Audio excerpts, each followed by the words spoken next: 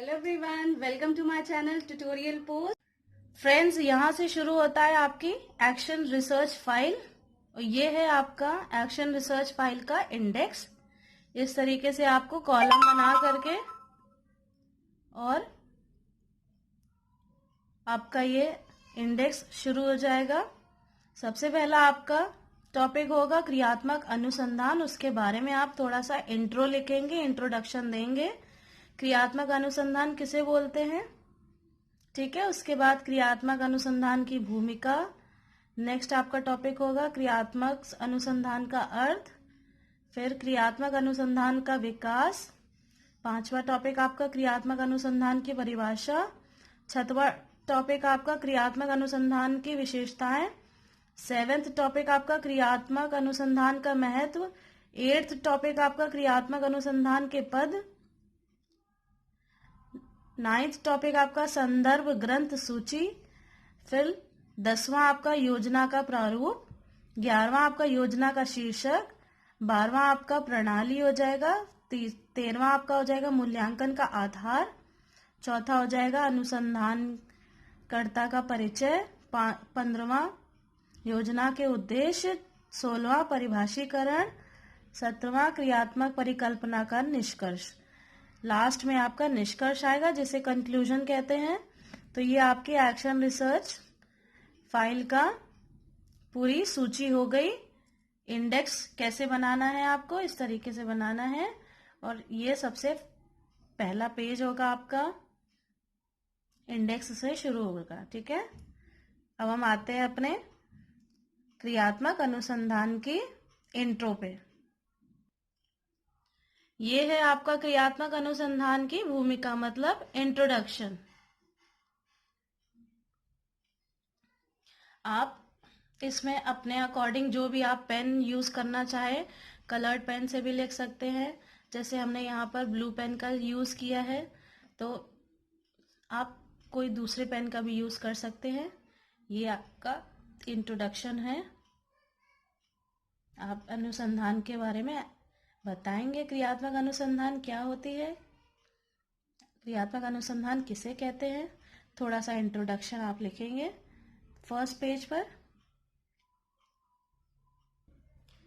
फिर second page पे आप क्रियात्मक अनुसंधान की परिभाषाएं लिखेंगे कि कौन कौन से ऑथर्स ने एक्शन रिसर्च यानी क्रियात्मक अनुसंधान को अपने अकॉर्डिंग कैसे डिस्क्राइब किया है, कैसे डिफाइन किया है। तो ये परिभाषाएं हो जाएंगी कुछ।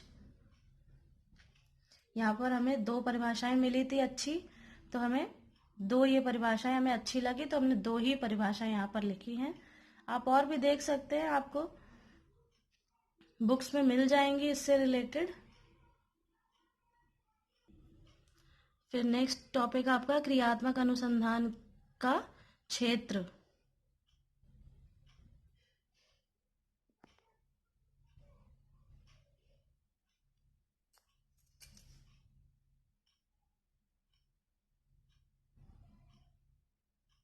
एक्शन रिसर्च में हमें कौन कौन सी बातों का ध्यान रखना पड़ता है, वो सारी चीजें कि कौन कौन से क्षेत्र में एक्शन रिसर्च का काम होता है। फिर आपका नेक्स्ट टॉपिक आएगा विद्यालय के संगठन व प्रशासन से संबंधित समस्याएं। ये 5 समस्याएं हैं जो नॉर्मली देखी जाती हैं विद्यालय में।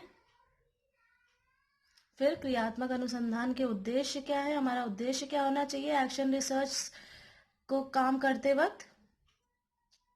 ये आपके उद्देश्य हैं।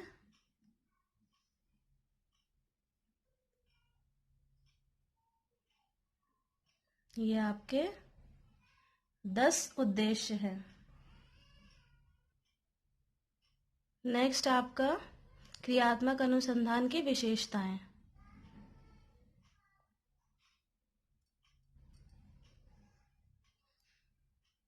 ये आपकी 5 विशेषताएं हैं। मेन जो विशेषताएं हैं वो हमने यहाँ पर मेंशन करी हैं। आप और भी लिख सकते हैं बढ़ा करके, लेकिन जो मेन विशेषताएं हमने वही लिखी है। फिर आता है आपका क्रियात्मक अनुसंधान का महत्व, इम्पोर्टेंस क्या है एक्शन रिसर्च की, वो लिखना है आपको। हर टॉपिक की एक अपनी इम्पोर्टेंस भी होती है, मेरिट्स डीमेरिट्स सब कुछ होता है, तो हमें यहाँ पर इसकी जो खास बातें हैं एक्शन रिसर्च की वो लिखनी है। ये 6 बातें हैं एक्शन रिसर्च की, 6 इम्पोर्टेंट चीजें हैं जो हमने यहाँ पर मेंशन करी है।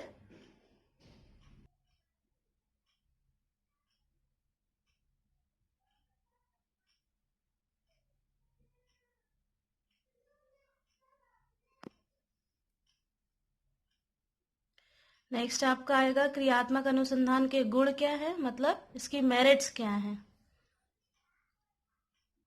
हर चीज की अपनी एक अच्छी बातें भी होती है और उसकी बुरी बातें भी होती है, अच्छाइयाँ भी होती हैं बुराइयां भी होती है। यहाँ पर हम मेरिट्स की बात करेंगे, मतलब एक्शन रिसर्च की और क्रियात्मक अनुसंधान के गुणों की बात करेंगे, मेरिट्स की बात करेंगे।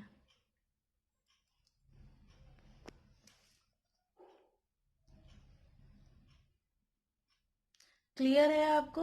अगर क्लियर ना हो तो आप हमको बता सकते हैं, हम दोबारा से आपको अच्छे से समझा देंगे कि क्या लिखा हुआ है। जैसा हमने पहले आपको बताया था कि हर चीज की अच्छी बातें भी होती हैं और बुरी बातें भी होती हैं, तो पहले हमने आपको मेरिट्स बताए, अब हम इसके डीमेरिट्स बताएंगे, मतलब अब इसके दोष बताएंगे आपको कि इसके दोष क्या हैं क्रियात्मक अनुसंधान के। तो ये कुछ 4 पॉइंट्स हमने लिख रखे हैं जो इसके दोष हैं, मतलब डीमेरिट्स हैं।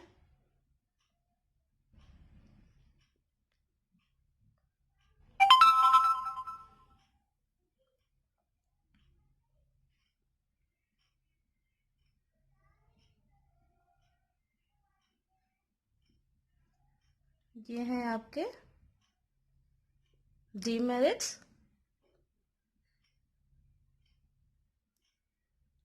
क्रियात्मक अनुसंधान के दोष,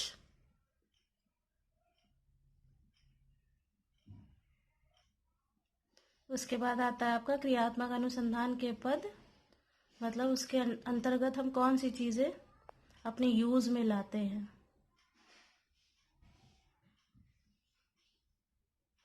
ये कुछ पद हैं। सबसे पहला प्रस्तावना है, उसके बाद आपका समस्या कथन आएगा, फिर समस्या की व्याख्या। क्लियर है आपको एकदम? फिर परिकल्पना, लास्ट आएगी आपकी सामग्री।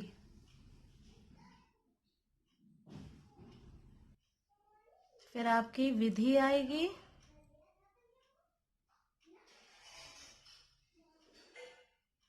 फिर आएगा आपका वास्तविक प्रयोग, फिर आंकड़े एकत्रित करना, फिर आएगा आपका परिणाम, मूल्यांकन, परिणामों का नवीन परिस्थितियों में उपयोग और संदर्भ ग्रंथ सूची। फिर आपका नेक्स्ट टॉपिक आएगा योजना प्रारूप। कुछ इसके प्रारूप हैं, देखिए करीब 11 प्रारूप है इसके।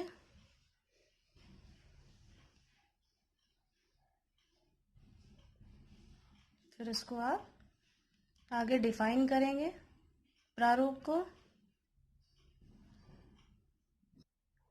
फिर आएगी आपकी प्रणाली, जिस कॉलेज का नाम है यहाँ पर मेंशन है, आपको ये नहीं लिखना, आपको उस कॉलेज का नाम लिखना है जिस कॉलेज में आपने ये एक्शन रिसर्च का काम किया हुआ है।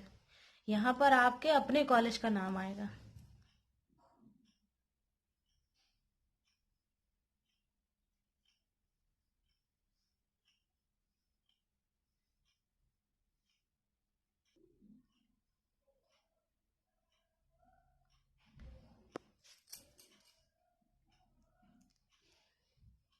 फिर थोड़ा सा आप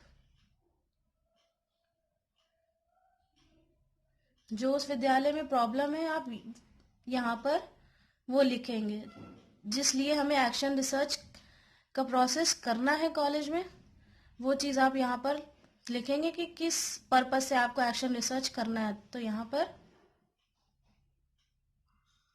कॉलेज में सामग्री की शॉर्टेज है, कमी है, तो इसलिए हमें एक्शन रिसर्च का काम शुरू करना है।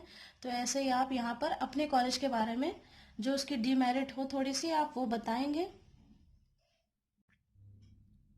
उसके बाद आपका इस तरीके से डिस्क्रिप्शन होगा कि आपके कॉलेज में क्या क्या चीज़ें हैं, कितनी कितनी हैं, वो आपको लिखेंगे और आप अपने प्रिंसिपल को यानी प्रधानाचार्य जी को सूचना देंगे। योजना का प्रारूप शुरू हो जाएगा।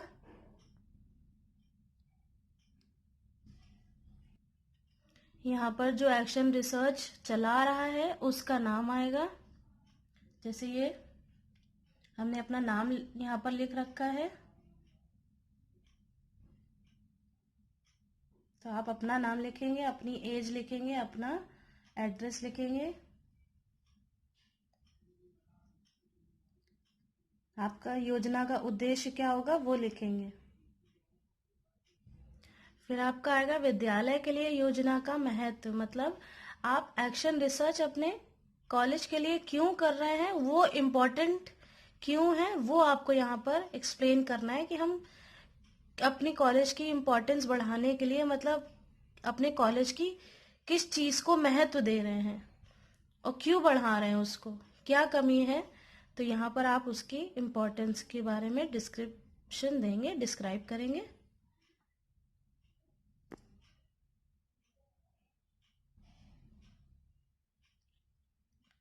क्लियर है एकदम?